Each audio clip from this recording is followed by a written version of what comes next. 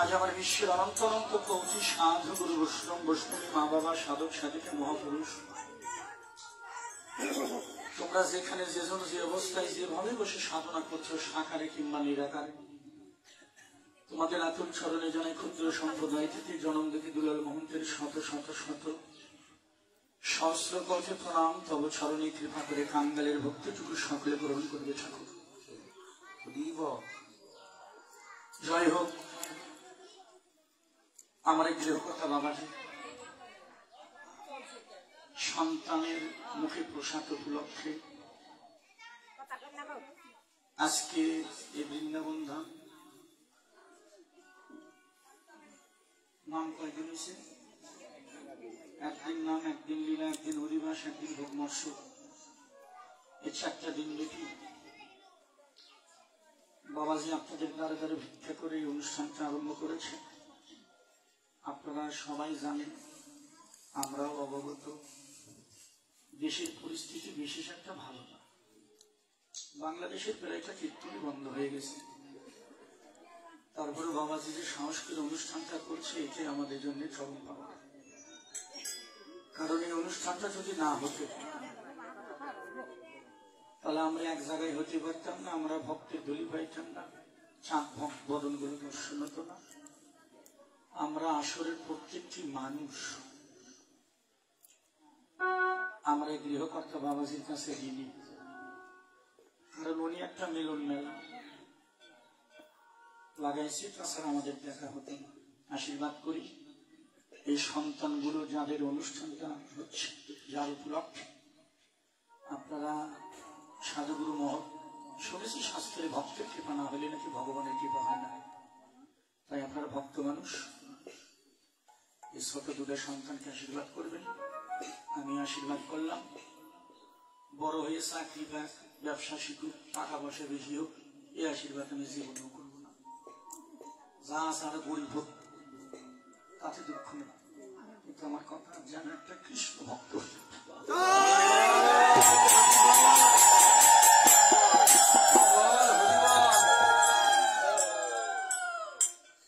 বড় লোক হওয়ার জন্য আশীর্বাদ করা, এটা না, যেন মানুষের মতো মানুষ হতে পারে একজন ভক্ত। কারণ এ মা মা মাও ও মা গল্প করো না, মা তোমাকে গল্পের জন্য বাড়ি যাচ্ছে। মেয়ে মানুষের পাল্লা করে আসলে বাড়ি ছাড়া, তারপরে তোমরা যে সাথে আসবে ওটা আমি আগে থেকে জানি।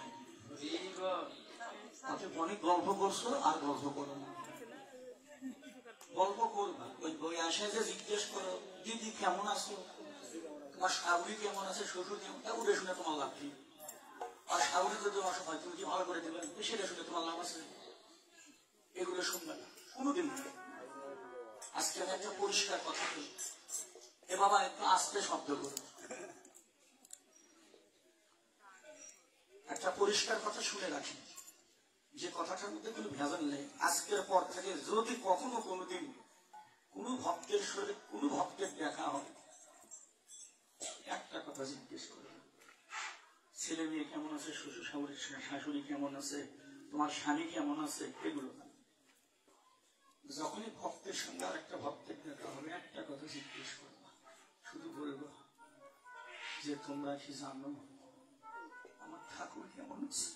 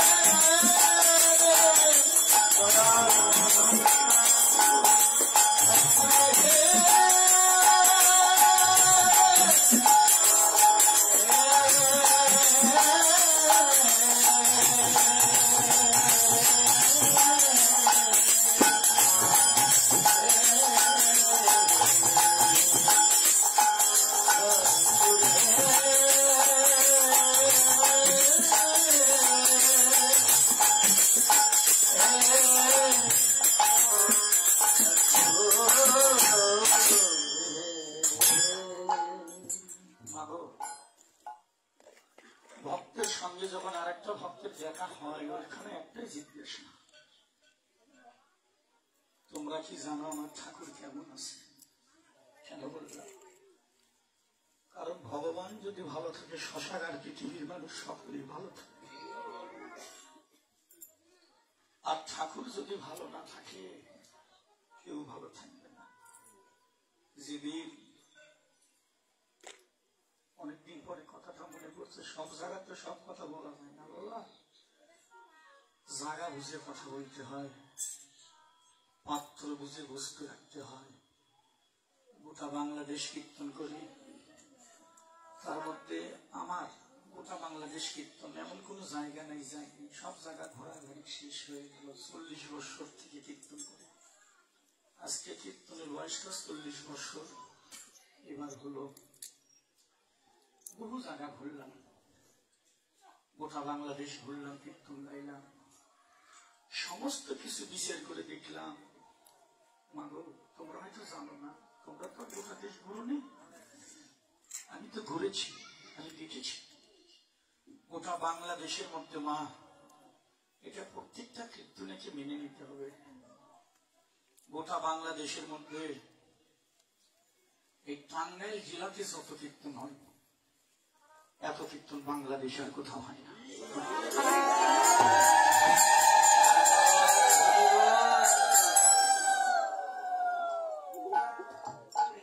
টাঙ্গাইল জেলায় যত কীর্তন হয়, এত কীর্তন বাংলার মাটিতে আর কোথাও হয় না।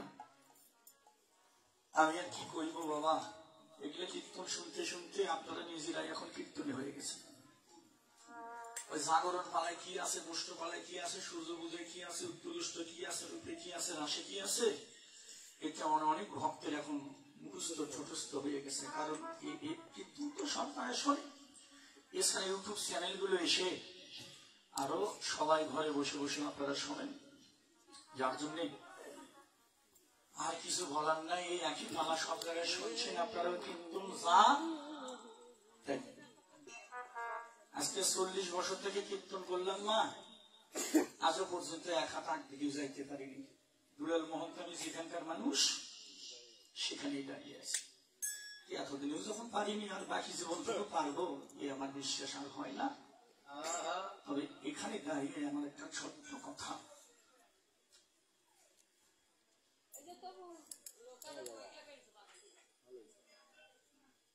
নারদের ভিতরে মা, নারদের ভিতরে তো অহং এসে গেল। প্রভু আমার সাথে তোমার বড় ভক্ত কেউ নেই। ভগবানের 108টি নাম, মা ভগবানের 100 কয়টা নাম, 108টি অষ্টতম শতনামে। এই এতগুলো নামের মধ্যে দিদিমণি মা কথা বলবে না, যাই যেখানে বসে আছে একটু শান্ত হয়ে শোনো। কীর্তন তো শুনছো, আমি কিছু তথ্য আলোচনা করছি, এগুলো শুনো। ভগবানের 108টি নাম, তার মধ্যে একটা নাম হলো অন্তর্যামী। সে ভক্তের অন্তরের ভাষা বোঝে। ভগবান বুঝতে পারবে যে নারদের অন্তরে অহংের সৃষ্টি হয়েছে, অহমিকে পরীক্ষা করতে হবে। ভগবান কয় নারদ কি আমি তো বাঁচবো না, মারা যাবো কেন প্রভু, কি হয়েছে? এই তো ভালো দেখলাম, ভালো ছিলাম আর ভালো নেই কেন? হঠাৎ করে প্রচন্ড আমার মাথা ব্যথা, শিরোপিয়া, ভাগবতের কথা যারা পড়ে আপনারা এটা সবাই জানেন, শিরোপিয়া মাথা ব্যথা। প্রভু তুমি চিন্তা করো না প্রভু, আমি আপনি বৌদ্ধ নিয়ে আসি, কবিরাজ নিয়ে আসি, তোমার চিকিৎসা করবো।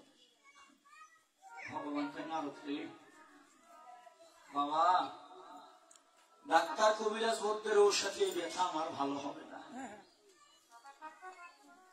নারদ বলল প্রভু কিসে ভালো হবে? ভগবান বলল নারদ রে আমার ব্যথা একটি কাজ করলে ভালো হবে। এ মা, এ মা, রান্নার মাও মাও মাও অনুরোধ মাও, এই জন্য রান্নার জায়গাটা দূরে করতে হয়। হুড়ের মধ্যে গুড়ের দোকান দিয়ে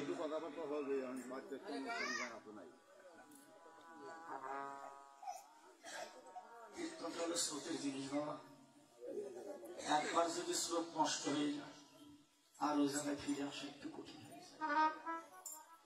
এই জন্য কীর্তন গাইতে চাই শুধু এক মনে এক ধ্যান, আন কথা আসলে স্রোত নষ্ট হয়ে যায়। বড় প্রভু কি করলে তোমার শিরোপিয়া মাথা ব্যথা ভালো হবে? ভগবান কে নারদ আমার মাথা ব্যথা তখনই ভালো হবে যদি কোনো ভক্ত কৃপা করে তার স্মরণের ধুলি আমার মাথায়।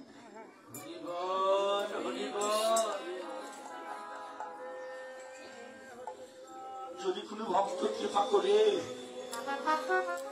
চরণের ধুলি মস্তকে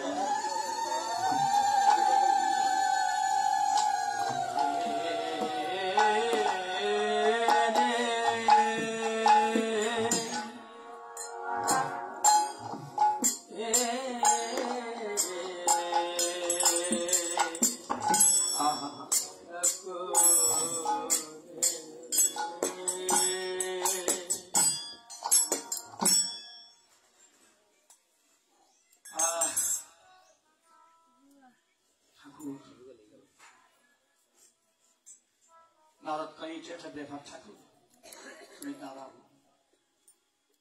আমি এখনই ভক্তের ধুলি দিয়ে আসি, তুমি স্বর্গে যাবে। দেবতাদের কাছে এখানে দেবগণ আমায় ধুলি দাও। দেবতাগণ কেউ ধুলি দিল না, না না, আমরা ভগবানের মাথায় ধুলি দিয়ে আমরা নরকে যাব, ইয়ে আমাদের পক্ষে সম্ভব নয়। মরতে গেল, মাথায় গেল, কেউ ধুলি দিল না। দেখতে দেখতে দুপুরটা পার হয়ে গেল। নারদ সামনে দাঁড়াচ্ছে, দাও দাও বাবা, দাও দাও ধুলি দি, প্রচন্ড ব্যথা, আমি মারা যাব। নারদ কাঁদতে কাঁদতে বলে, প্রভু আমি স্বর্গমত্ত পাতালে গেছি, কেউ ধুলি দেয়। কি বলিস নারদ, কেউ ধুলি দিল না? না, কি বলে? যারে যাইয়া বলিস একটা কথাই বলে, ভগবানকে ধুলি দিয়ে আমরা নরকে যাব, এ আমার দ্বারা সম্ভব নয়। ঠাকুর আমি হয়তো তোমায় বাঁচাতে পারলাম না। ভগবান কয়, নারদ নারদমণি সব জায়গায় গিয়েছিল, তাই ঠাকুর কোন জায়গা বাদ নেই, স্বর্গমত্ত পাতাল ত্রিভুবনে গিয়েছে, কেউ ধুলি দেয়নি। সবার একই কথা, যার কাছে ধুলি চাই সেই বলে ভগবানকে ধুলি দিয়ে কি নরকে যাব? তাহলে তো আমি তোমায় বাঁচাতে পারলাম না। ভগবানকে নারদ সব জায়গায় যাওয়া শেষ পায়, সমস্ত জায়গায় যাওয়া শেষ। ভগবানকে নারদ, বাবা রে তুই কি বৃন্দাবনে গিয়েছিলি? নারদকে, না ঠাকুর আমি তো বৃন্দাবনে যাইনি। ভগবান কয়, নারদ বৃন্দাবনে যা। নারদ কয়, ঠাকুর বৃন্দাবনে ওরা না গরিব, ভিক্ষা করে খাই, ওরা গরিব কাঙ্গাল, ওরা ভিক্ষা করে খায়, ওদের কাছে আমি কেন যাব? ভগবান কয়, নারদ ওখানে যা। এবার নারদমণি ভগবানের বাক্য শ্রবণ করে ব্রজধামে বৃন্দাবনে দাঁড়াইলেন। যখন বৃন্দাবনের মাটিতে পা রাখলেন, ব্রজ ললনা, ব্রজ গোপীরা, সখীরা নারদ নারদ প্রণাম প্রণাম দণ্ডবদ্ধ। আচ্ছা নারদ, তুমি কি জানো আমার ঠাকুর কেমন আছে? এই যে কথাটি, এটা বোঝানোর জন্য আমি এতক্ষণ আপনাদের ঘুরে আসলাম।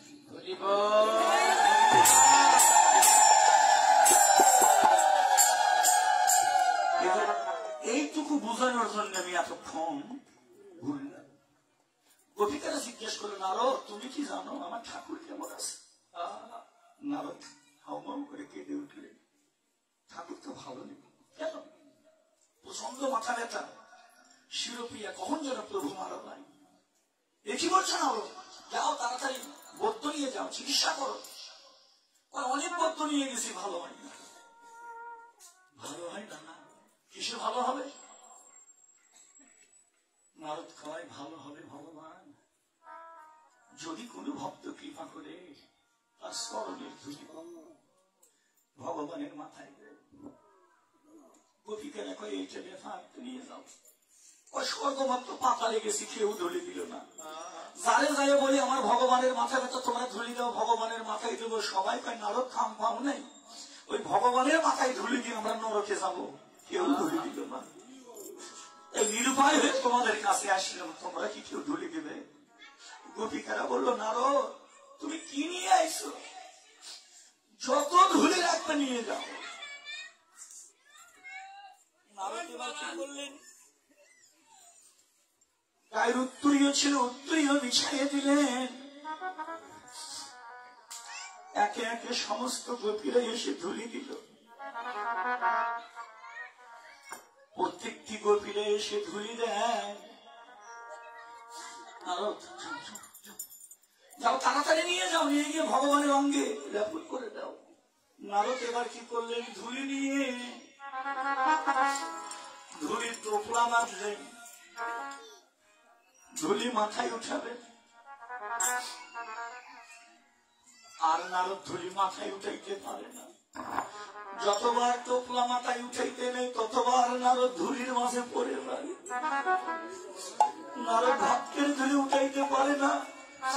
নারদ নয়ন জলে কেঁদে কেঁদে ধুলাই করে গড়াগড়ি দেয় আর বলে, ভগবান আমি তো আগে কোনোদিন জানতাম না ঠাকুর, এই জগতে ভক্তের চরণ ধুলি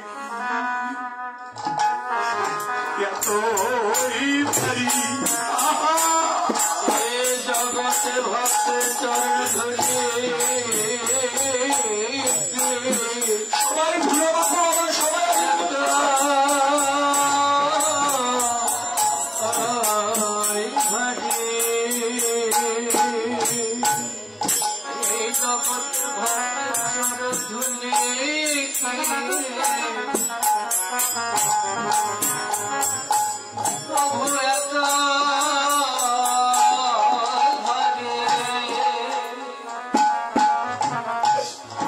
আমি আগে কোনদিন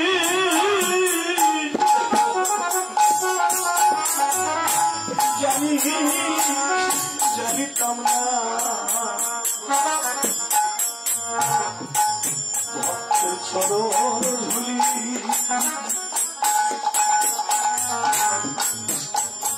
এতই আমি আগে কোন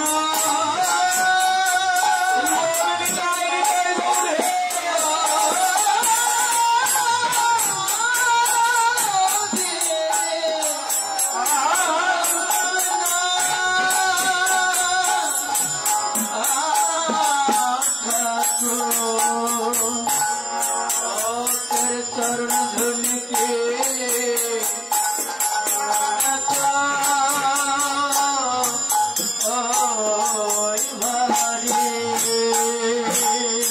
তোমরা মাথা মাথা সবাই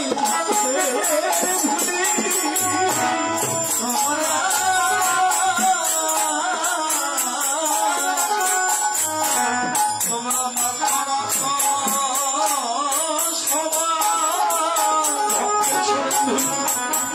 ভক্তের চরণে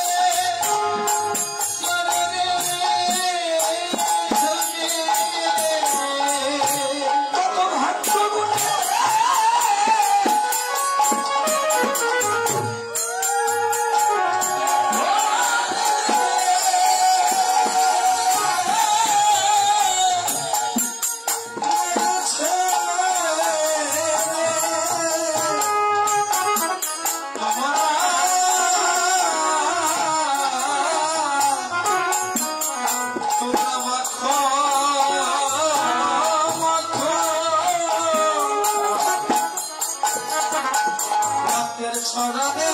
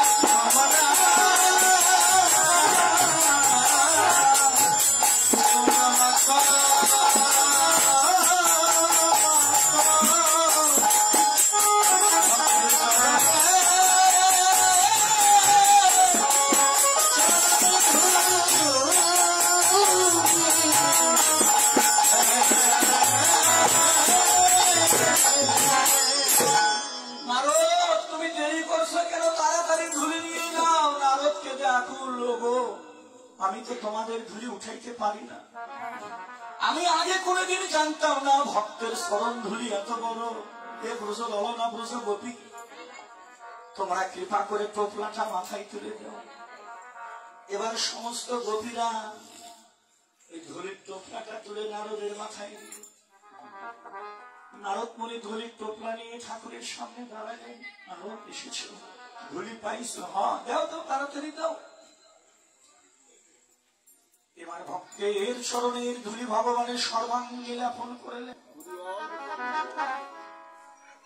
ভগবানের মাথা ব্যথা শিরোপিয়া ভালো হয়ে গেল। নারদ চুপচাপ দাঁড়িয়ে ভগবানের সম্মুখে। নারদ এবার প্রশ্ন করল, ঠাকুর তোমার কাছে একটি কথা শুনি বলছেন। স্বর্গমত্ত পাতালে গিয়েছি, দেবতার কাছে গিয়েছি, তোমরা ধুলি দাও, ভগবানের মাথা ব্যথা, ভগবানের মস্তকে দিব। ঠাকুর কেউ ধুলি দিল না। যার কাছে ধুলি চাই তারা একই কথা বলে যে ভগবানকে ধুলি দিয়ে আমরা কি নরকে যাব? স্বর্গমত্ত পাতাল প্রত্যেকটি মানুষের নিকটে গিয়েছি, দেবতাদের নিকটে গিয়েছি, কেউ ধুলি দিল না। আর ঠাকুর এই বৃন্দাবনে বুঝো ললনা বুঝো গোপী, এরা ধুলি চাওয়া মাত্র ধুলি দিল। ঠাকুর তোমার কাছে একটা কথা জানতে চাই, বলো না। নারদ বলে, ঠাকুর ওই গোপীরা ব্রজবাসীরা তোমার মাথায় যে ধুলি দিল, ঠাকুর এতে কি ওদের পাপ হবে না? হরি বল।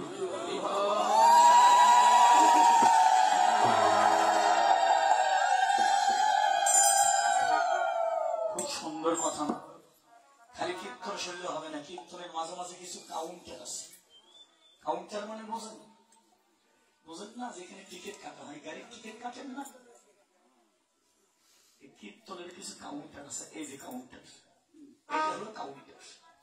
নারদ প্রশ্ন করে, ঠাকুর যার কাছে গিয়েছি, যার কাছে ধুলি চাই, সবাই একই কথা বলেছে, ভগবানকে ধুলি দিয়ে আমরা নরকে যাব। কেউ ধুলি দিল না। এ ভগবান, এ দিল বন্ধু দরদি বান্ধব রে, আর বুঝোগতিকে চাওয়া মাত্র ধুলি দিল। ঠাকুর আমার একটু জানার বিষয়, ওদের কি নরকের ভয় নেই? ওরা কি নরকের ভয় নেই? ভগবান হেসে উঠল। ভগবান কয়, নারদ তুই আমারে জিজ্ঞেস করিস কেন? এই কথাটা গোপীকে জিজ্ঞেস করিস নাই? নারদকে করেছিল। যখন ওরা ধুলি দিল, ধুলি মাথায় তুলে দিল, আমাকে কয় তাড়াতাড়ি যাও। আমি বলেছিলাম পরে যাবো, তোমাদের কাছে একটা কথা শুনতে চাই। কি? স্বর্গমত্ত পাতালে গিয়েছি, কেউ ধুলি দিল না। যার কাছে ধুলি চাইছি তারাই বলেছে ভগবানকে ধুলি দিয়ে আমরা নরকে যাইতে পারবো না। বুঝো বলো না? তোমরা যে ধুলি দিলে, এই ধুলি তো ভগবানের মাথায় দেবো। তোমাদের কি নরকে যাবা? তোমাদের নরকের ভয় নাই? গোপিকারা ভক্ত হয়ে এরকম হতে হবে।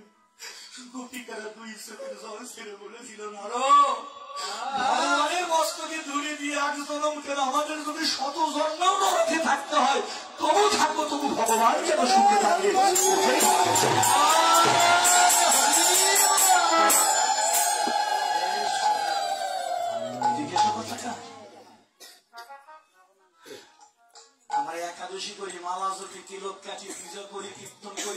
শুনি মনে লক্ষ্য কি থাকে, ঠাকুর তুমি কৃপা করো আমি যেন স্বর্গে যাই, স্বর্গের আশায় কর্ম করি।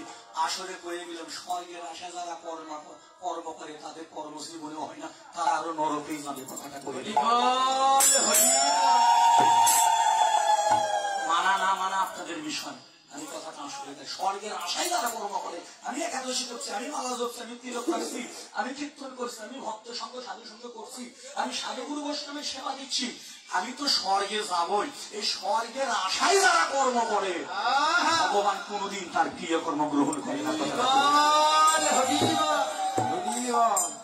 ভক্ত ছিল গোপীরা কি বললেন, এক জন্ম না, আমাদেরকে যদি শত জন্মের নরকে থাকতে হয় তবু থাকবো, তবু আমার ঠাকুর যেন সুখে থাকে। জানো না, যারা সত্যিকারের ভক্ত তারা নিজের সুখের জন্য কিছুই করে না। এই জন্য ভাগবত লেখা আছে, আমার বাবাজি পরে ভাগবত লেখা আছে, আত্মসুখ নাহি গোপিকার, কৃষ্ণ সুখ দিতে পারে সতত বিহার, আত্মইচ্ছা প্রীতি বাঞ্ছা তাহি বলে কাম, আর কৃষ্ণ ইচ্ছা প্রীতি বাঞ্ছা ধরে প্রেম নাম।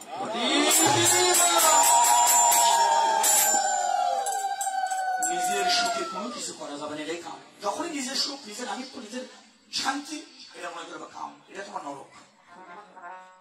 সমস্ত আশা আকাঙ্ক্ষা ত্যাগ করে গীতা কি বলেছে, অর্জুন তুমি কর্ম করো, ফল সেই না, ফল আমি তোমায় দেব, কিন্তু ফলের আশা করে কোনো কর্ম করো না। আর গোপিকাদের কি কথা, আমরা নরকে যাই তাতে দুঃখ নেই, ভগবান তুমি ভক্তের প্রার্থনা, ভক্তের সুখে ভগবানের সুখে ভক্তের সুখ, ভক্তের নিজস্ব কোন সুখ নাই, গুরুর সুখে শিষ্যের সুখ হয়।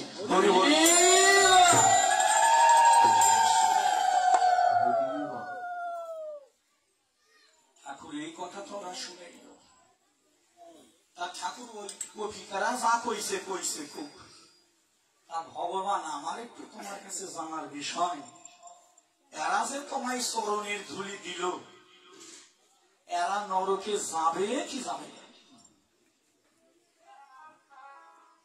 খালি নারদের না, আজকে আমি অনেক ভক্ত পাইছি টাঙ্গাইল জেলার মানুষ, আপনারা অনেক কীর্তন বোঝেন শোনেন, অনেক গুরু ধরার মানুষ, আমারও একটু জানার বিষয়, মায়েরা তোমরাও কবা বাবারাও কবা, খালি নারদের না, আমারও একটু এখানে দাঁড়িয়ে আমারও নারদের কণ্ঠে আমিও কণ্ঠ মিশাই বললাম, আমারও জানার বিষয়, গোপিকারা যে ভগবানের মাথায় ধুলি দিল, আমারও জানার বিষয়, গোপিকারা নরকে যাবে কি যাবে না? একটা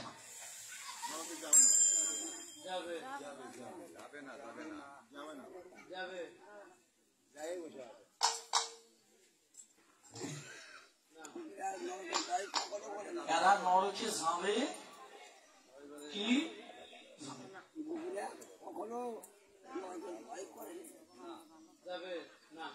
নরকে ভয় করে না, সেটা আলাদা কথা, আমি সেই কথা বলি, নরকে ভয় করে না যাবে, কিন্তু আমার কথা এখানে যে এরা নরকে যাবে কি যাবে না, ভয় করেনি সেটা আলাদা বিষয়।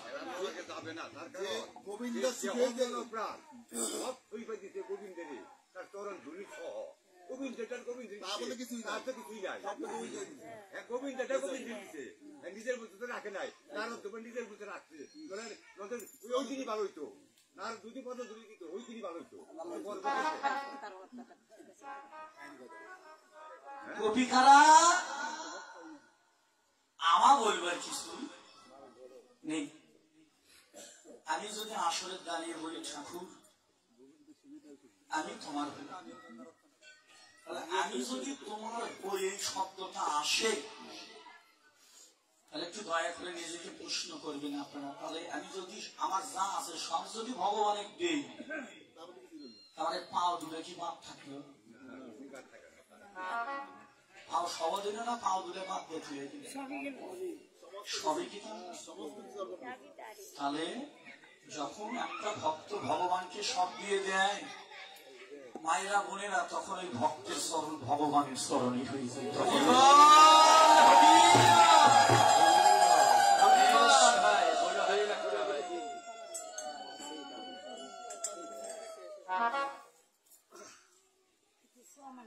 গোসাই মন্ত্র দিয়েছে, যেদিন আমরা মন্ত্র গ্রহণ করেছি গুরু গুরুদেব তিল তুলসী হাতে দিয়েছে, এবার গুরুদেব তিল তুলসী হাতে দিয়েছে, ওখানে প্রতিজ্ঞাবদ্ধ গুরুদেব আজ হইতে জীবন যৌবন দেহ মন প্রাণ আমা বলবার জানা আছে, হে ঠাকুর ও গোসাই আজ থেকে সব তোমায়।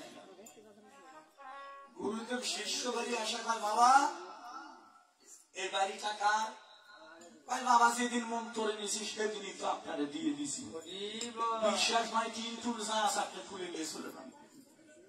গুরুদেব কয় বাবা যে বিদেশি গরুগুলো এগুলো কয় গুরুদেব ওগুলো আপনার। বাবা ওই যে চোখের জায়গা কয় বাবা ওগুলো আপনার। গুরুদেব কয় বাবা ব্যাংকের টাকা কয় বাবা ওগুলো আপনার। কয় বাবা একই কথা কইলেন, যেদিন মন করে নিয়েছি সেদিনই তো সব দিয়ে দিয়েছি, আমা বলবার তো কিছু রাখি নাই। গুরুদেব কয় বাবা সব দিলি? কয় হ, কোনো কিছু কোনো কিছু আমার বলবার রাখিনি, সব দিয়ে দিয়েছি। গোসাই এখন খুঁজতে খুঁজতে রান্নাঘরে যায়, দেখে ওই টুকটুকি সুন্দরী বউটা রান্না করছে। বউ গুরুদেব কয় বাবা সব আমারে দিলি? কয় হ্যাঁ, কোনো কিছু বাকি রাখিনি গোসাই, সব তোমারে দিয়ে দিয়েছি। গুরুদেব কয় বাবা ওই যে রান্নাঘরে যে টুকটুকি রান্না করে, গোসাই ও গোসাই খালি ওইটা বাদ, সব শেষ, সব শেষ। সাবধান, আজকে আসলে দাঁড়িয়ে বলে মানো মানো না মানো না মানো তাতে কিছু না, যদি পারো ওই জিনিসটাই আগে গুরুকে দিতে হবে, তবে তুমি ভক্তটা আগে দাও। গীতা খুলে দেখবে লেখা আছে অর্জুন, বিষয় ব্যক্তি যারা বিষয়ের ভিতর থাকে সেই ব্যক্তি কোনোদিন আমায় পাবে। গীতার কথা কেন? যারা বিষয়ের ভিতর থাকে সেই ব্যক্তি আমায় কোনোদিন পাবে না। তুমি গাড়ি দিলে ছেলে দিলে মেয়ে দিলে ব্যাংকে টাকা পয়সাও কোথায় দিয়ে দিলে, বউরে দিতে তোমার সমস্যা কোথায়? তাতে আমি বুঝলাম যে টাকা পয়সার চাইতে বউ আরো বেশি বিষয়। সত্যি কথা না, রাগ করলেন কথাটা।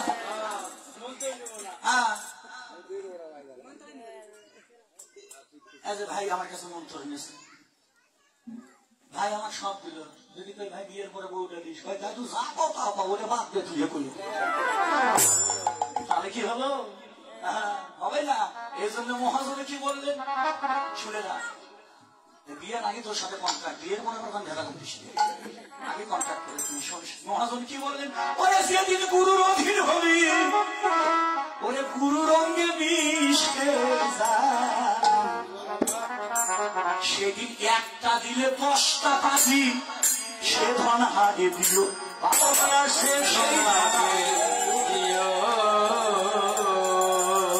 সেদিন গুরুর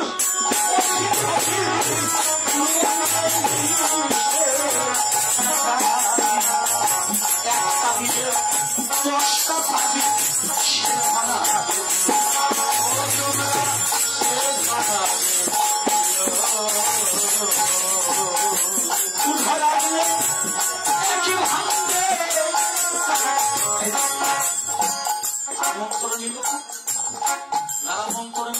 ভালো করে শোনো।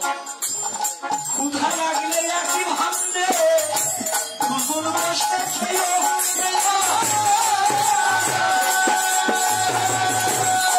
ক্ষুধা লাগলে একই ভাববে, পুরুষ দুপুর বসে খেয়ে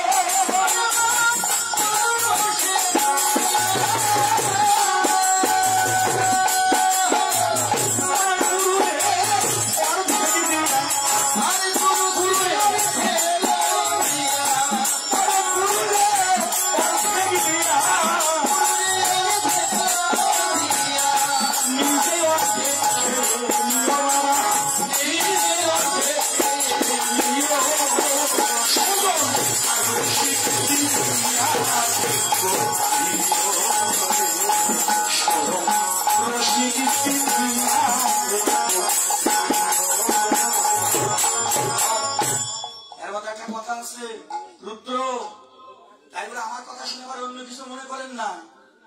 এ মা যাও মতো নিলেন ইমাম নেব না, দূরের দাদা সেই কথা কইল। হ্যাঁ, তুমি না নাও কীর্তনে আইসো, বাড়ির কি হচ্ছে তা ঠাকুরে যাও, তুমি তো বাড়ির খবর করো না। প্রায় 15 দিনের বছরে বাড়াইছে, এখন আসে না চলে গেছে তা ভগবানই জান নাকি ভাইয়া? তুমি তো কীর্তনে প্রেম করছো না ভাই। এই যে বাবা, তাহলে এইটা যেন আবার কেউ চিন্তা করো না। তাহলে প্রেম করতে চাইলে কি করতে হবে দিদি মনিরা? যাত্রার সাথে না। এই যে এখানে একটা কাউন্টার, আপনার কোন আসর হলে কইতেন না, আপনার বোঝেন তাই বললাম, অন্য জায়গা হলে কইতাম না। প্রেম করতে কইছে কার সাথে? যাত্রার সাথে না, রসিকের সঙ্গে প্রেম করো। যাত্রার সাথে না, যাত্রার সাথে প্রেম করা যাবে না, রসিক চিনিয়ে প্রেম করিয়ে। ভাবনা যায় না,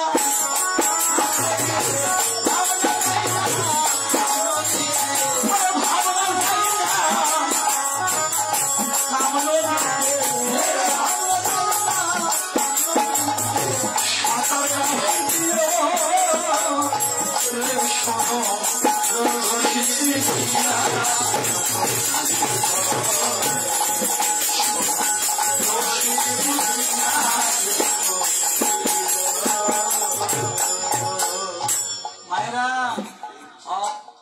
আগে সাঁতার দিয়া যাবে না। মহাজন এখানে কি বললো? ভাব না যাইবে কি? কোন নদী? কোন নদী? যমুনা, পদ্মা না, ইসামতি ওই নদী না। ভাব না যাইবে ভব নদী নয় বাবা, কাম নদী। কাম নদী কোন নদী? যে নদী সবার ঘরে ঘরে আছে, এখন বুঝে যাবে। সব কথা প্রকাশে করা যাবে না, ঠোকা দিয়ে গেলে। যারা জ্ঞানী মানুষ তার কাছে বেশি বলা লাগে না, বিন্দু বলে সিন্ধুর খবর করে। ভাব না যায় না, কাম নদী কি সাঁতার নাহি দিয়ে শত রসিক চিনিয়ে প্রেম করিয়ে। রসিকের হয় উল্টা কথা ছোট, যারা মানে না তাদের জীবন ব্যথা। যা শুনিয়ে ঘুরাই মাথা, সে ধন তোমার প্রিয়। হায় হায়, সে ধন তোমার প্রিয়। রসিকের হয় উল্টা কথা, যারা মানে না তাদের জীবন ব্যথা। যা শুনে ঘুরাই মাথা, সে ধন তোমার প্রিয়। হায় হায়, সে ধন তোমার প্রিয়। বাঁচার আশা যদি থাকে, আগে মরণ ঔষধ খায়।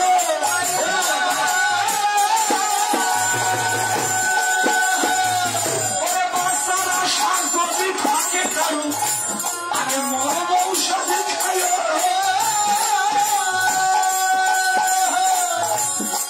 এবার স্বর্গে যদি যেতে চাও কেউ, স্বর্গে যদি যেতে চাও কেউ, স্বর্গে যদি যেতে চাও কেউ, আগে নরকের পথে সরে তোমরা, নরকের পথে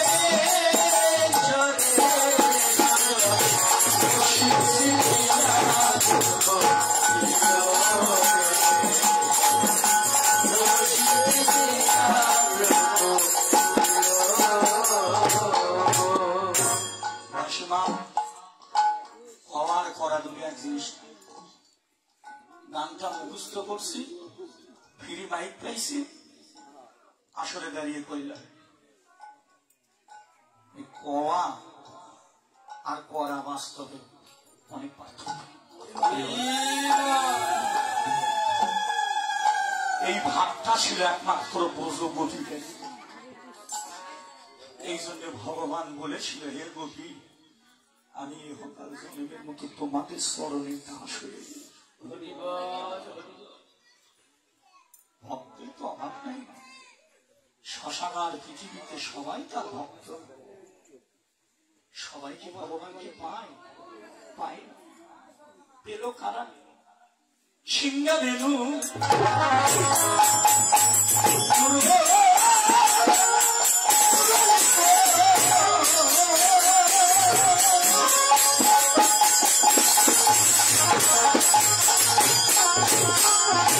এবার করিয়া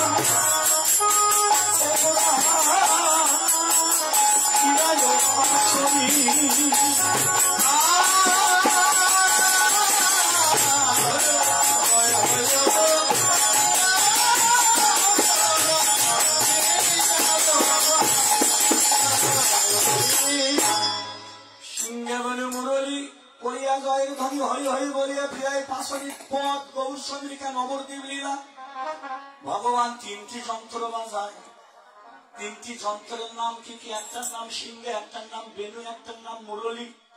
কিন্তু এই তিনটা যন্ত্র বাবা আপনি শাস্ত্র খুলে দেখবেন কলিতে একটা যন্ত্রও নেই, সিংহাও নেই, বেনুও নেই, মুরলীও নেই। ছিল কোথায় কখন? শ্রীরাম বৃন্দাবনে কৃষ্ণ লীলায় সিংহাও ছিল, বেনুও ছিল, মুরলীও ছিল। এটা শেষ কলি। এই কলি যুগে সিংহা বেনু মুরলী তিনটার একটা যন্ত্র নেই। তাহলে মহাজন এখানে পদে লিখলেন সিংহা বেনু মুরলী করিয়া জয়ের ধ্বনি, হই হই বলিয়া গোড়া ফিরাই পাশনি। তাহলে সিংহা বেনু তো নেই, দাপর যুগে ছিল, কলিতে নেই। কলি যুগে মহাপ্রভু কি বাজায়? ভক্তি শাস্ত্র কলম রাখলেন না গো। কে বলছে সিংহা বেনু নেই? এই কলি যুগে সিংহা বেনু মুরলী আছে। কোন সিংহা, কোন বেনু, কোন মুরলী? যারা ভাবক ভক্ত, রসিক ভক্ত তারা বলল না গো, এই কলিতেও সিংহা বেনু মুরলী আছে। কোন সিংহা, কোন বেনু, কোন মুরলী? আজকে ভগবান বাজায়। আমার মহাপ্রভু চৈতন্য দেব কলির জীবের ঘরে ঘরে, নদীর পথে পথে ভগবান বাজায়। কি বাজায়? ভগবান বাজায় তারে কণ্ঠ সিংহা পবন মুরলী, তার কণ্ঠ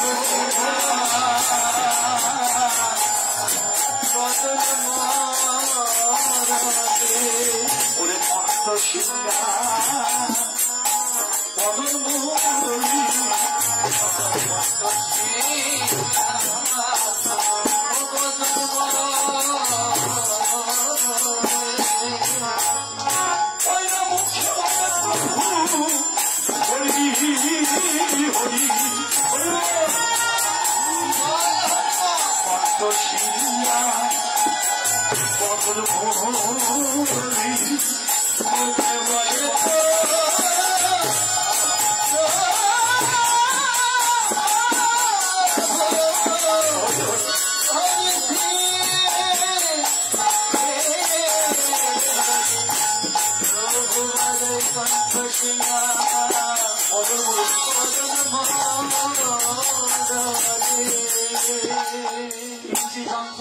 মহাপ্রভু চৈতন্য দেব কণ্ঠ সিংহা বদনকে মুরলী বানিয়ে প্রভু কলি হত জীবের দ্বারে দ্বারে হরিবোল হরিবোল হরিবোল হরিবোল বলে ধ্বনি করছে।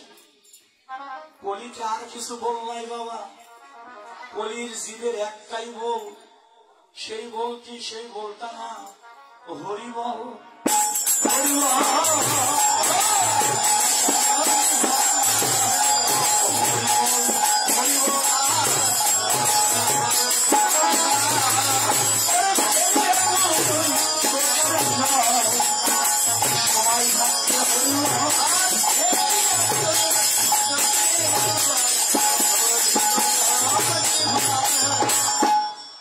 কলির যুগে আর কোন বল নাই বাবা, কলির জীবের একটাই বল। সেই বল হলো বলে হরি হরি বল হরি। এখন যদি কেউ বলেন যে দাদা আমি যে খালি ভক্ত, পশুদিনে গান গাইলাম ওই ইয়েতে আপাশে গাজীপুর, কেবল আসলে দাঁড়িয়ে কইছি সবাই একটু হরি বল কর, যোগ্য করে না কি গাঁজা খাই, কৈলাস যেখান থেকে নাম ধরে আসে কি করে জানেন না? কাশিধাম, ওখানে সবাই লাল কাপড় পরা সাধুরা বসে আছে। আমাকে দাদা আপনার কীর্তন আপনি গান, আপনি হরি কবেন কোন? আপনি যে আসলে সমস্ত ভক্তকে হরি কইতে কইবেন, কিন্তু আমরা তো হরি কইব না। কেন আপনি হরি পাবেন না? কয় না, আমাকে বলবেন না, তার কারণটা কি? আমি হলো শিবের ভক্ত। আমি কই, হ্যাঁ, তুমি তো ডলাডলির দম বুঝতে পারছি, তাহলে তুমি শিবের ভক্ত, ভালো কথা। আমি তো বাবাকে তাহলে একটু ধরি না, ধরি আসলে আসরের মধ্যে দাঁড়িয়ে মা মা মা আনন্দ হয় না, কতগুলো ধরে রাখো, খুব মূল্যবান। আসরের মধ্যে দাঁড়িয়ে লোকটা ধরিয়ে দিচ্ছে, জয় জয় শিব দিবে হয়ে গেছে। আমি এখন এখন কি করবো, এখন কি দেখি, এখন কি করা? জয় জয় শিব দিবে হরি হরি বল। ঠিক আছে বাবা, ঠিক আছে তো? জয় জয় কালী দিদে হরি হরি বল, জয় জয় লক্ষ্মী দিদে হরি হরি বল, জয় জয় সরস্বতী দিদে হরি হরি বল, জয় জয় লোকনাথ দিদে হরি হরি বল, জয় জয় অনুকূল ঠাকুর দিদে হরি হরি বল। তার মানে একই কথা, তুমি ধনী যাই দেও, হরি তোমারে কইতেই হবে।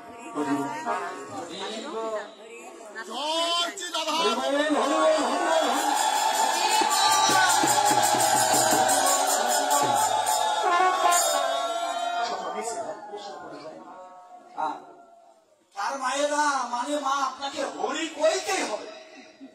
আপনি কালী মায়ের ভক্ত, আপনি দুর্গা মায়ের ভক্ত, আপনি শিবের ভক্ত মেনে নিলাম, কিন্তু যেদিন আপনি মারা যাবেন, যেদিন ওই মরা দেহ তুলসী তলায় পড়ে ফেলবে, ওই চারজন গেতি বন্ধু এসে যেদিন তোমায় শ্মশানে নিবে, বলেন তো সেদিন কি কালী দেবী কয়, দুর্গা লক্ষ্মী কয়, সরস্বতী কয়, অনুকূল ঠাকুর কেউ পায় না। সেদিন একটাই বলে কাঁধে করে নিয়ে যদি শ্মশানে যাবে, একটাই বলে ওঠি,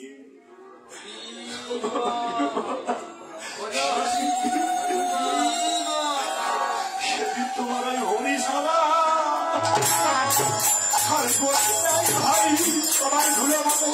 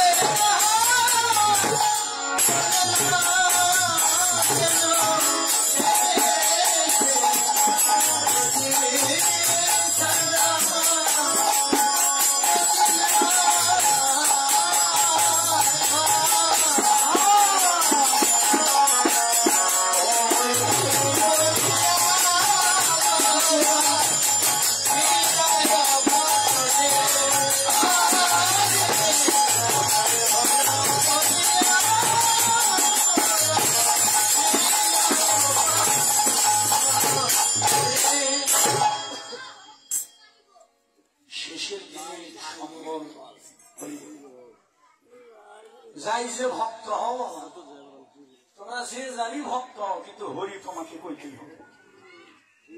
এই জন্য কলির জীবের জন্য মহাপ্রভু সবকিছু হিসাব করে দেখলো, বাবা আমার গৌর ছাড়া গতি নাই।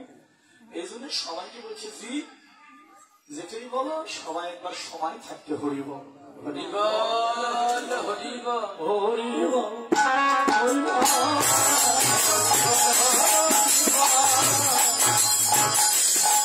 করে না কেউ বন্ধ হরিব হরিব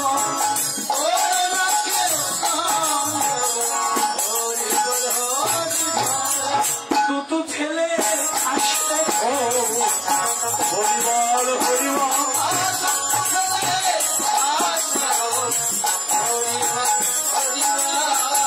সাপের মতো হোস না হরিবল হরিবল সাপের মতো হোস না তোরা কত হবি তোরা সাপ হরিবল হরিবল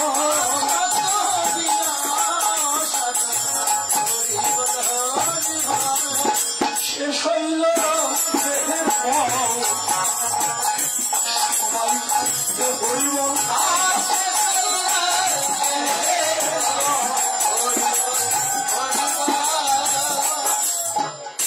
মায়েরা এক হরিবলের কত মানে হরিবল হরিবল করোনা গন্ডগোল সাপের মতো হোস না খোল দুধ ফেলে দিয়ে খাস না ঘোল কত হবি জীব তোরা রসা তল শেষ হয়ে গেল তোদের দেহের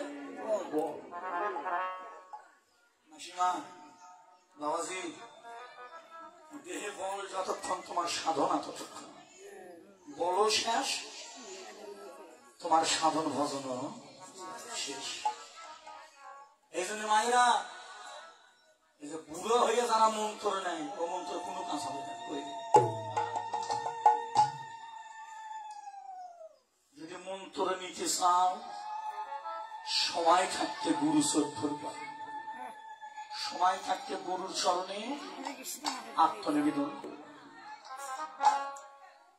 আমাদের সনাতন ধর্মে বেশিরভাগ নিয়ম মায়েরা, আমাদের সনাতন ধর্মে বিশেষ করে নিয়ম বিয়ের দিনে আপনাকে গুরু দীক্ষা নিতে হবে।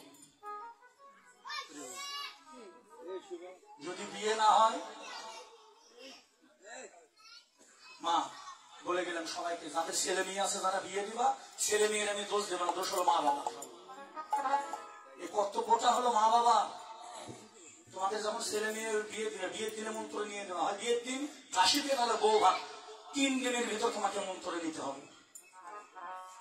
সময় 3 দিন, বিয়ে রাশি বিয়ে বউ ভাগ। আর এখন কি দেখি 2-1টা সন্তান হয়ে গেছে তারপরে এসে মন্ত্র নেই। তোমার ছেলে চোখ ডাকাত হবে নাকি আর একজন আড্ডা হবে? বোঝো বোঝো না বুঝলে মুখ বোঝো।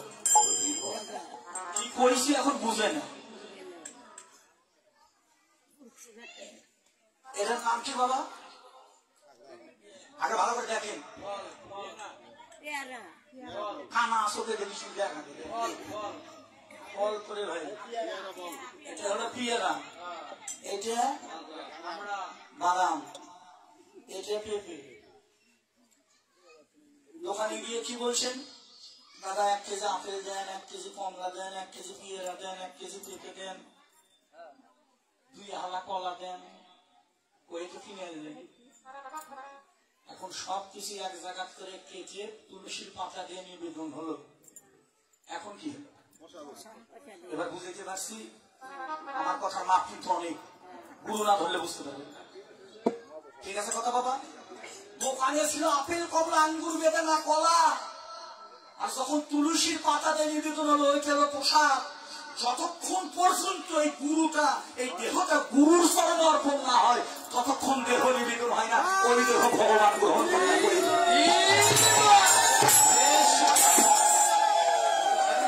একবারে নগদ কথা, এর মধ্যে কোনো বাকি নেই। বাকি বাকি মা নগদ বাবা, কথাটা নগদ না বাবা, না বাকি। ওই দোকানে আপেল কমলা আঙ্গুর ছিল, বেদনা ছিল দোকানে, আর যখন নিবেদন হয়ে গেল কেউ কে সাধু দাদা না প্রসাদ দেন। প্রসাদ কখন হলো? যখন নিবেদন হলো। স্বামী স্ত্রী যেদিন এই দেহটা গুরুর চরণে দিবা, গুরুদেব যেদিন গ্রহণ করবে, সেদিন এই দেহের চিন্তার প্রমাণ নাই, এই দেহের ভাগ গুরু সাথে দেখবে। এই জন্য সাবধান। আমরা মানবেন কি মানবেন আমি জানি না, এই জন্য প্রত্যেকটি ছেলে মেয়ের কর্তব্য বিয়ে বস নাহলে যা, তোরা ভেজাল করিস না, যা। এই জন্য আমাদের বিশেষ করে কর্তব্য সবার প্রত্যেকটি মানুষই বিয়ের দিনে গুরু ধরা। এবং আমরা সাবধান করে দিলাম, অদীক্ষিত অবস্থায় যাদের বিয়ে হয়নি তারা শোনো, অদীক্ষিত অবস্থায় সাবধান, কারো গর্ভে যেন একটা সন্তান না আসে। সব কথা প্রকাশে বলা যাবে না, কিছু কথা আছে ইশারায় বললাম বুঝেনি। কারণ গুরু মন্ত্র নিয়ে যে সন্তান গুরুর কাছে তত্ত্ব জেনে ওদের 3টা ঋণ আছে, মা 3টা ঋণ আছে। গুরুর কাছ থেকে জেনে নিয়ে কোন দিন গেলে ছেলে হয়, কোন দিন গেলে বিয়ে হয়, কোন দিন গেলে খানা হয়, কোন দিন গেলে ফোড়া হয়, কোন দিন গেলে বোবা হয়, কোন দিন গেলে কালো হয়, কোন দিন গেলে সাদা হয়, গুরুর কাছে আছে, একটু জেনে নেই। খালি ভুল শিখেন শিখেন না, নম বিষ্ণু তার ঘন্টা বাজান শিখেন না, এর উপরেও আমি কিছু আছে। মানুষটি গুরু এমনি ধরে নাকি? মানুষকে এমনি গুরু ধরে? কেন গুরু ধরে? এই অজানা তত্ত্ব জানার জন্য। যদি বলেন দুলাল দাদা আপনার কথা মানি না, অদীক্ষিত নিলে সন্তান ভক্ত হবে না, গুরু দীক্ষা নেবার পরে সন্তান যে ভক্ত হয়, এটা পিস্তল লাগছে। এখন তো খেলনাটা কিনছি বাবা, বড় হয়ে সত্যিটা কিনবো। এখন থেকে ওটা সালাম শিখছে না, ভুল পেয়েছি বাবা। আর এখন থেকে অভ্যাস হচ্ছে ওটা সালাই, বড় হলে সত্যিটা কিনবি পড়ে গেলে বাসাটা নাকি বাবা। মানুষ কি অভ্যাসের গাছ, ওই পিস্তলটা না কিনে যদি ওর মা যদি দোকানে গিয়ে একটা গিটা কিনে হাতে তুলে দিত, কিছু না হাতে একবার ভক্তি তো দিত, ভক্তি দিতে পারত। একটা সন্তানকে নষ্ট করে তার মা বাবা, হয়ে গেলে মাস। এই জন্য মা বাবার কর্তব্য সন্তানকে ভক্তির পথে দাঁড় করে দিয়ে প্রত্যেকটি মা বাবার কর্তব্য। যদি বলেন দাদা বিশ্বাস করি না, যে দলিল সহজে প্রমাণ করে দেন, অদীক্ষিত অবস্থায় সন্তান নিলে সন্তান নষ্ট হয়ে যায়, আর গুরুদীক্ষা নিয়ে সন্তান নিলে সন্তান ভালো হয়। প্রমাণ প্রমাণ বাস্তব আপনারা ছিলেন, নাম বললেই চিনবেন। বাস্তব প্রমাণ হলো ভক্ত প্রহ্লাদ। প্রহ্লাদ এটা কয় ভাই, এটা কি জানেন? জানেন জানেন না? শুনে যান। প্রহ্লাদ করে এক ভাই না, প্রহ্লাদেরা ছিল 4 ভাই। প্রহ্লাদেরা ছিল 4 ভাই। বাবার নাম কি? প্রহ্লাদের বাবার নাম কি? হিরণ্যকশিপু। প্রহ্লাদের মায়ের নাম এগুলো জানা লাগবে। যদি পরীক্ষায় আসে প্রহ্লাদের মায়ের নাম কি, বাবার নাম কি, বাবার নাম তো লিখতে পারবে। হিরণ্যকশিপু বলে সবাই জানি, প্রহ্লাদের যদি লেখা থাকে প্রহ্লাদের মায়ের নাম কি? এখন তো জন্ম নিবন্ধন মায়ের নাম লাগে, হ্যাঁ জেনে রাখেন মায়েরা বোনেরা, ধরে রাখো। প্রহ্লাদের বাবার নাম হলো হিরণ্যকশিপু। প্রহ্লাদের বাবার নাম হলো হিরণ্যকশিপু, আর প্রহ্লাদের মায়ের নাম ছিল হলো কয়াধু। মনে থাকতো নামটা? প্রহ্লাদের মায়ের নাম হলো কয়াধু, আর বাবার নাম হিরণ্যকশিপু। তবে একটা কথা বলে যাই, জেনে রাখেন বাবা বাবা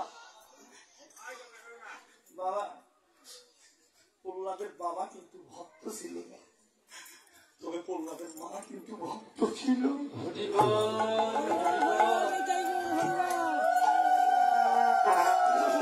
প্রহ্লাদের বাবা ভক্ত ছিল না, পাপী পাষাণ্ড দুষ্ট দুরসা রাজা ছিল হিরণ্যকশিপু, কিন্তু প্রহ্লাদের মা ছিল শুদ্ধ অনুরাগী ভক্ত।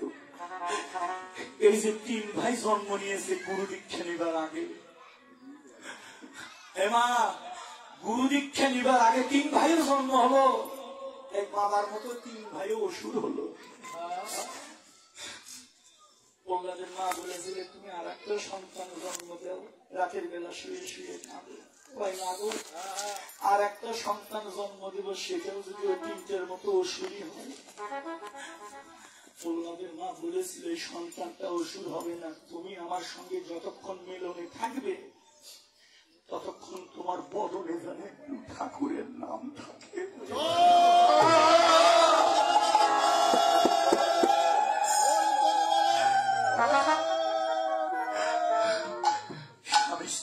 দুজনায় মিলনের আগে কৃষ্ণ নাম তার গুরুকে স্মরণ করতে করতে প্রহ্লাদকে পৃথিবীতে আনলেন। প্রহ্লাদ আমার ভক্ত হরিবল হরিবল।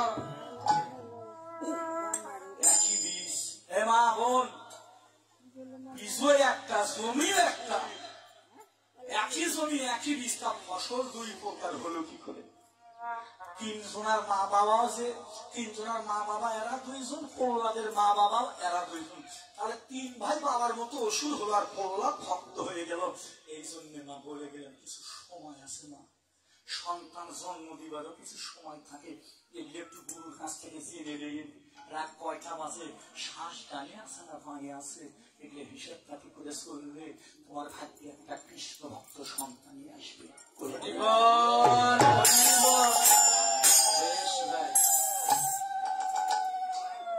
তোরও তাড়াতাড়ি, আমারও তাড়াতাড়ি, বেশি তাড়াতাড়ি পাড়াপাড়ি করবা, ওকে দেখলে তুমি মাথার বাড়ি ওই মরবা।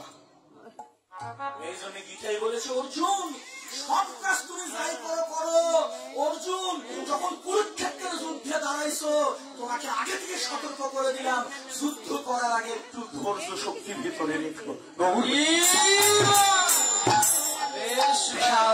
যুদ্ধে যাওয়ার আগে তোমার ভিতরে যেন একটু ধৈর্য থাকে, কারণ ধৈর্যই ধর্ম, যার ধৈর্য নাই তার ধর্ম নাই, যার ধৈর্য আছে তার ধর্ম আছে।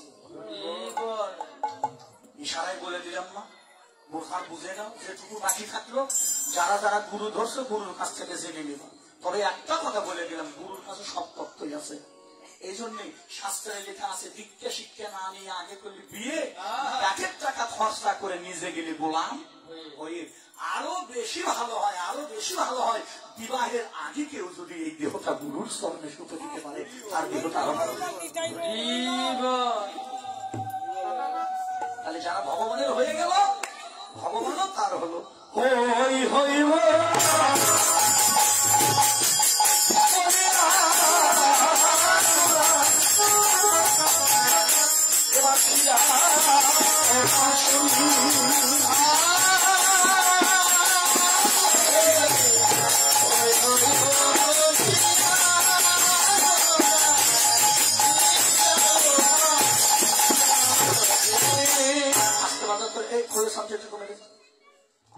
বাবা, আপনার ম্যাক্স সেটটা ভালো, সুন্দর ছিল, এমনি বাড়ছে বাবা।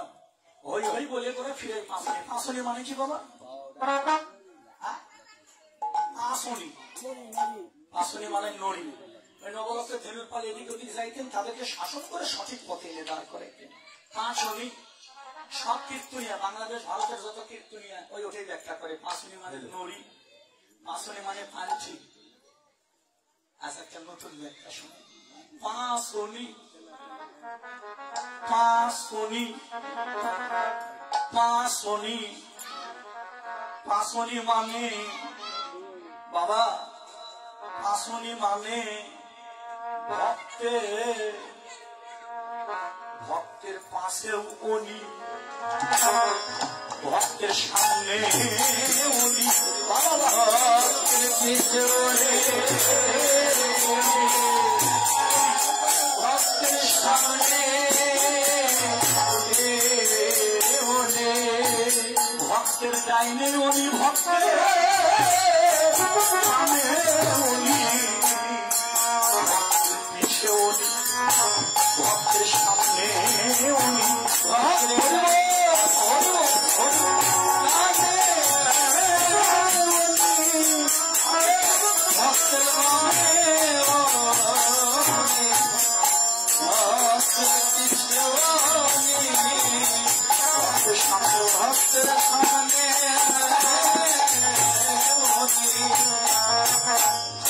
মাসিমা ও মা, তাহলে পাঁচনি নড়ি না বাবা, সেটা বৃন্দাবনের কথা। পাঁচনি ভক্তের পাশে উনি, সামনে উনি, ডানে উনি, বামে উনি, মধ্যখানে উনি, অনিটিকে, অনিটে হলো আমার গৌর গুরুমণি। যারা ভগবানের ভালোবাসে বাবা, আমরা সনাতন ধর্মের মানুষ করে দুই দিকে ভক্তি দিই। কোন কোন দিক? এটা কোন দিক?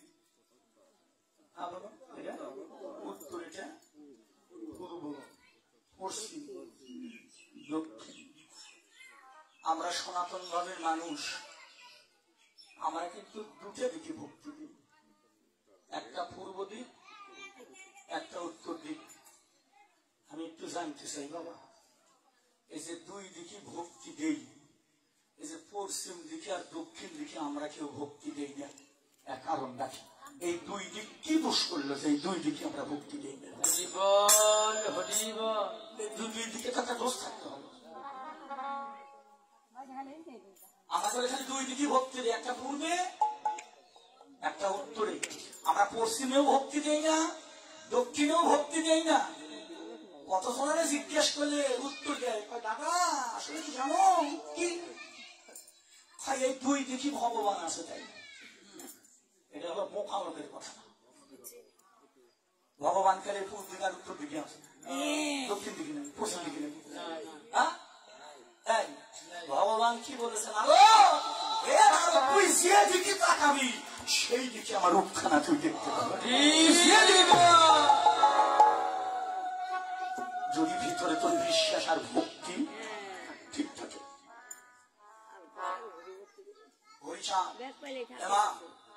হরিচাঁদের একজন ভক্ত ছিল, নাম হলো অশ্বিনী, এই ফরিদপুর বাড়ি, ওরাকান্তি জানার নাম। ভারতে চলে গেছে। উনি আবার এমন একটা গোসাই ছিল, সব কাজ নিজ হাতে করতো, সকাল সকাল একটা অনুষ্ঠান করে নিজে করতো, কোন শিষ্যের উপর ভাগ দিত না। ভক্তরা কলার পাতা কেটেছিল, ভক্তরা সেবায় বসেছে, কলার পাতা শেষ।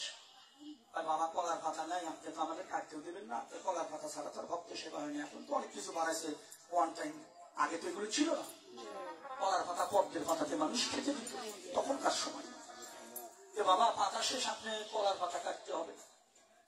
কলার পাতা কাটতে গেছে গুরুদেব অশ্বিনী, যে কলার গাছের নিচে দাঁড়িয়ে আছে। 1 ঘন্টা পার হয়ে যায়, কলার পাতা আসেও না, তারা বসে আছে। কিন্তু বাস্তব ঘটনা বলছি, অশ্বিনী হরিচাঁদ ঠাকুরের শিষ্য, কলার পাতা আসে না। ভক্তরা ডাকতে গেছে, কি ব্যাপার গুরুদেব কলার পাতা কাটতে গেল, তা আসে না। যাই দেখে গুরুদেব ওই কলার গাছের নিচে দাঁড়িয়ে থেকে চোখের জলে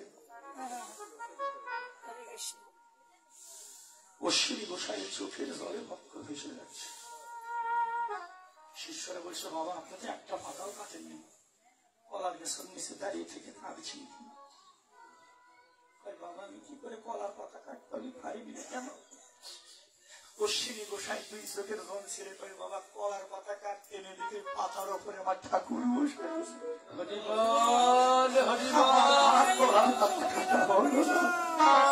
আমি দেখি ঠাকুরের পাতা।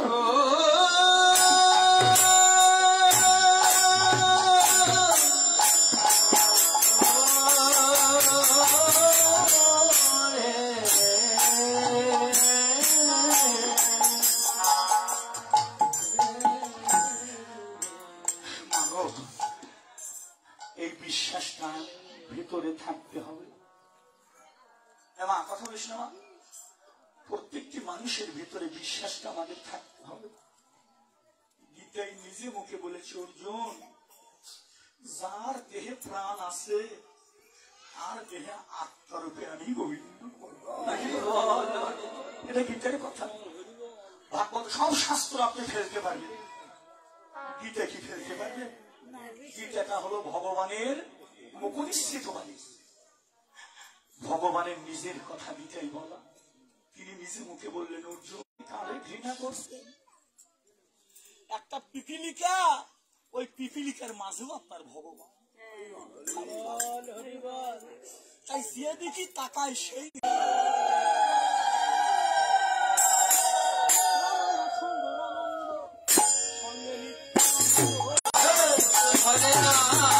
আনন্দ ধরে না, যারা দেখে গৌরী আনন্দ ধরে না।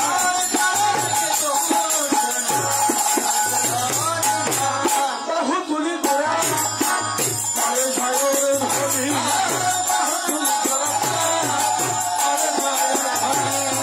বাহুগুলি গোড়া ধরে ধরে ধরি,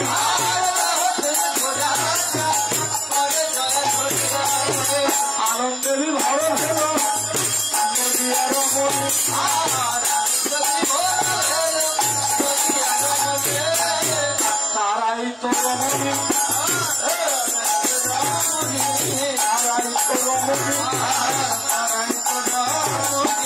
ভজে যারা গৌর মনি তারাই রমণী।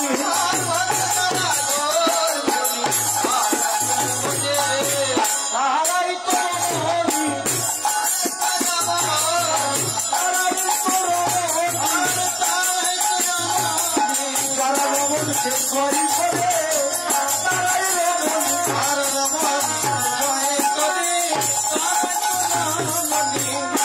রমণী মানে নারী, রমণ মানে পুরুষ। যখন মহাপ্রভু নদীয়ার পথে পথে ধ্বনি করে, বাবা হরিনাম কীর্তন করে, আচ্ছা বাবাজিরা মহাপ্রভু সঙ্গে কি খালি নারী ছিল, পুরুষ কি ছিল না? অথচ লক্ষ্য করে পঞ্চতত্ত্বে সে দেখবেন সব কটাই পুরুষ। অদ্বৈত, নিত্যানন্দ, গদাধর, শ্রীবাস, সৌসহ্য মহন্ত, অষ্টকবিরাজ, ছয় চক্রবর্তী যারা ছিল প্রভুর সঙ্গে সবাই পুরুষ। এর ভিতরে একটাও নারী নেই, কিন্তু পদে লেখা আছে, পদে লেখা আছে রমণী। রমণী মানে নারী না বাবা, খালি যে তোমরা নারী তা না, তারাই রমণী। এই আসরে কিন্তু মানা না মানা আপনাদের বিষয়। এই আসরে যতক্ষণ আমরা বসে আছি, আসরে করে একটাও পুরুষ নেই, ঠিক আছে? সবাই নারী। পুরুষ হলে একজন, পুরুষ একজন। আমরা সবাই প্রকৃতি, এটা গীতার কথা, আমরা সবাই প্রকৃতি, আর একজন হলো পুরুষ, আমরাও নারী। যখন হরিনামের ধ্বনি করণে আসে তখন আর পুরুষ থাকে না। কি করে দিদিমণিরা, কখন নারী? যেখানে হয় হরিনাম সেখানে থাকে না কোনো কাম। কাম যদি দেহে থাকে তাহলে আপনি পুরুষ, আর কাম যখন দেহ থেকে চলে যায় তখন হলো আপনার নারী। কৃষ্ণ ভজন করবা, মালা তিলক করবে, একাদশী করবে, পূজা করবে, যে দামোদর মতো করছো, মেন জায়গাটা কি জানো? জেনে যাও। ভক্তি শাস্ত্রে লেখা আছে কৃষ্ণ ভজনে গেলে তোমাকে একটা জায়গা আগে ঠিক রাখতে হবে। কারণ এগুলো আমি আমার শিষ্যদের কাছে বলি, এগুলো কথা আসরে বলা ঠিক নয়, কিন্তু আসলে আমার অনেক শিষ্যরা বসে আছে, যার জন্য কথাটা বললাম, যেন আপনাদেরও জানা বোঝা থাকে। সাধন জগতে গেলে তোমার একটা জায়গা ঠিক রাখতে হবে। ভক্তি শাস্ত্রে বললেন আগে কামের ঘরে মারো তালা, দেখবে কত প্রেমের খেলা। কৃষ্ণ অনুরাগী যারা, তাদের নয়ন দেখলে যাই রেছে না, তাদের কাম নদীতে সর পড়েছে, প্রেম নদীতে জল ধরে না। মহাভাবের মানুষ হয় যে জনা,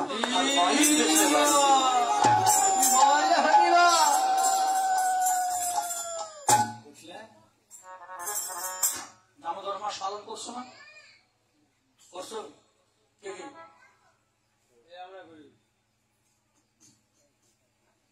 এটা কিন্তু ধর্মীয় মাস, তাই না বাবা?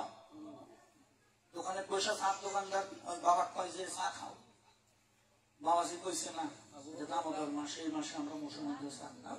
আমি আর বাবা ছিলাম এক টাকা বসে, নিয়ম ঠিক। দামোদর মাস, এই মাসটা আমাকে রক্ষা করে চলতে হবে। এই মাসে নিরামিষ ভুজি হইতে হবে বাবা। এই মাসে মাছ মাংস খাওয়া সনাতন ধর্মের মানুষের ঠিক নয়। ইসলাম ধর্মে ওদের যেমন ওই মাস, এই মাস রমজান মাস, সিয়াম সাধনার মাস, এক মাস ওরা রোজা থাকে।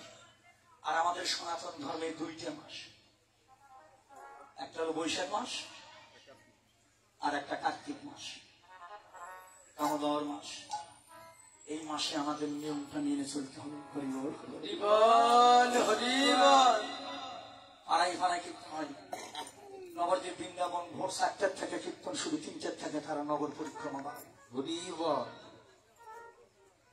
একটা মাসে সারা বছরে যা করে হবে ধর্ম বাবা, এই এক মাসে ধর্ম করলে তার বেশি পূর্ণতা হচ্ছে। হরিবল হরিবল। এই জন্য মাসগুলোকে আমাদের মেনে চলতে হবে বাবা। তাই মায়েরা বাবারা, তারাই রমণী, ভজে যারা গৌর মণি, যার ঠিক আছে মাথার মণি। মাথার মণি কি? পিতৃধন। এই যে জায়গাটা ভক্তি শাস্ত্রে বলেন পিতৃধনে যার লক্ষ্য ভগবান তার সপক্ষ। এই পিতৃ বস্তুতে যার লক্ষ্য নেই আমার ভগবানও তার পক্ষে। এই জন্য জায়গাটাকে রক্ষা করে আপনাকে চলতে হবে। তারাই তো রমণী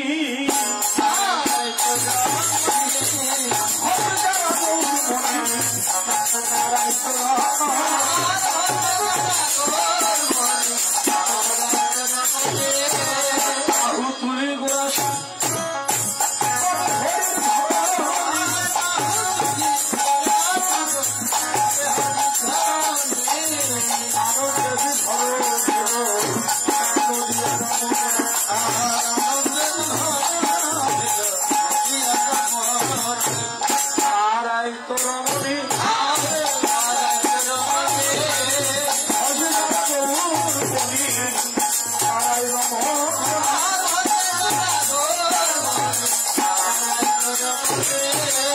বাসুদেব ভসে দেখে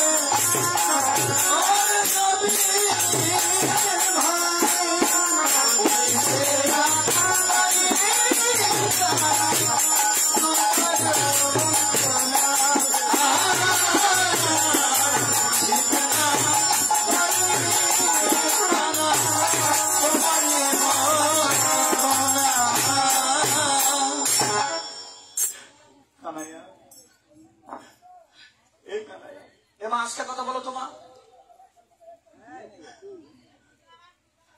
কানাইয়া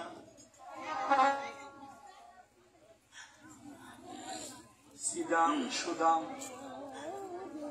রাম বসুদাম মধুমঙ্গল সুবাহু মহাবাহু স্তোপ কৃষ্ণ বলি ভদ্র বলরাম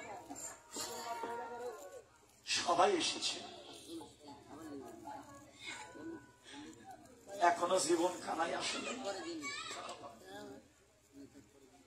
ভগবানের এক কয়টা নাম কইলেন মা? 108টি।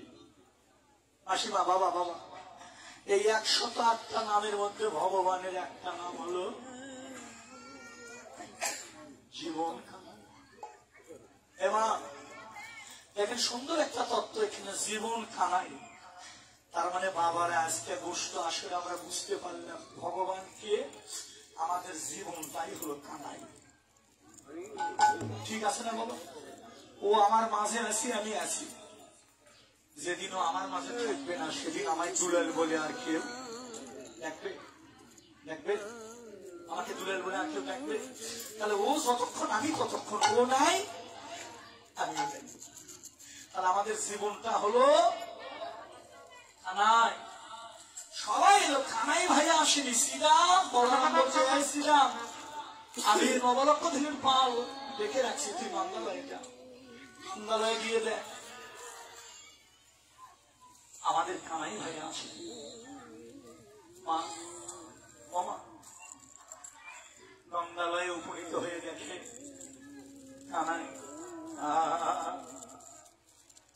মা যশোদার কোলে বসে বসে ক্ষীরসর লবণী সেবা করছে। সেবার সময় তো কথা বলতে নাই। এই যে দিদিমণিরা, এই খালি কীর্তন শুনে যায় না, কথা ধরে রাখো। শ্রীরাম গিয়ে দেখে নন্দালয়ে মা যশোদার কোলে বসে কানাই ক্ষীরসর লবণী সেবা করছে। সেবার সময় কথা বলতে মনে থাকবে? সেবার সময় কথা বলা যাবে না। আর তোমরা কি করো? ভাতের থাল সামনে দিয়ে ওই যে পেশাল শুরু করো, এদের নাই ওদের নাই, এ হচ্ছে ও হচ্ছে। অন্য সময় কথাটা পাওয়া যায় না। খালি তোমরা নাম আমার বাড়িটাও তাই করে। সারাদিন ওর কাছে থেকে একটা কথাও বলল না, ভাতের থাল দিয়ে ওই যে পেশাল শুরু করবি। আমি তো যে কথাগুলো তো তুমি আগে কইতে পারতো, অত বোকা আমি। আগে কবার নেব, যদি না আসলে চলে যাও তখন কি করবো না? খাবার বলছো ভাতের খাস শুয়ে কর খাবার বাবা না, অতএব যা খাওয়ার দরকার এই সময়ের মধ্যে। কিন্তু এটা হলো তোমাদের ভাব, আর বৃন্দাবনের ভাব তা না। বৃন্দাবনের ভাব হলো সেবার সময় কথা বলা যাবে না।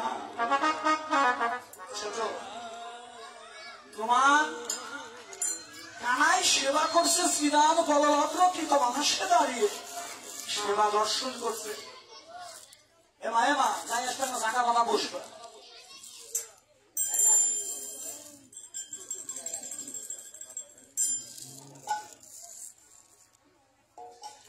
বাবা আমার বাবাজি কিন্তু অনেক শাস্ত্র পড়ে। বাবার কাছে আমার বাবা আপনি আমাকে একটা কথা বলেছিলেন, কথাটা আজও আমার মনে আছে।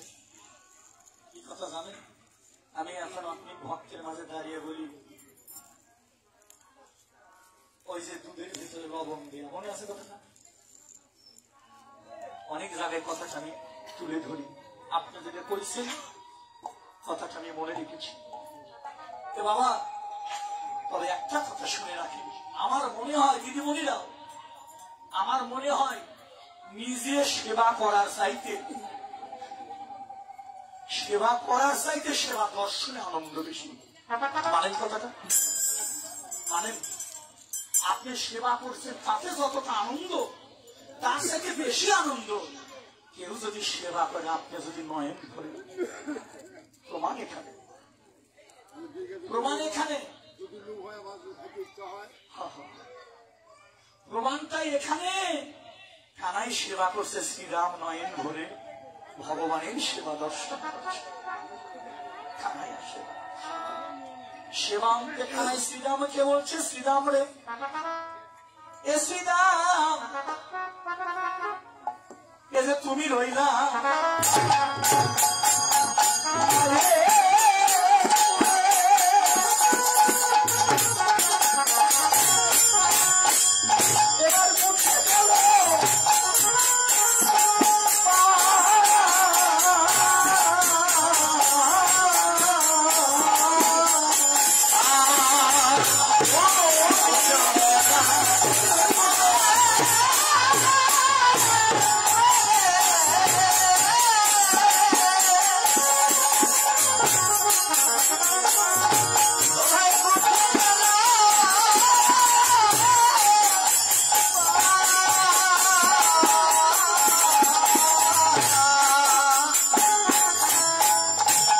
এবার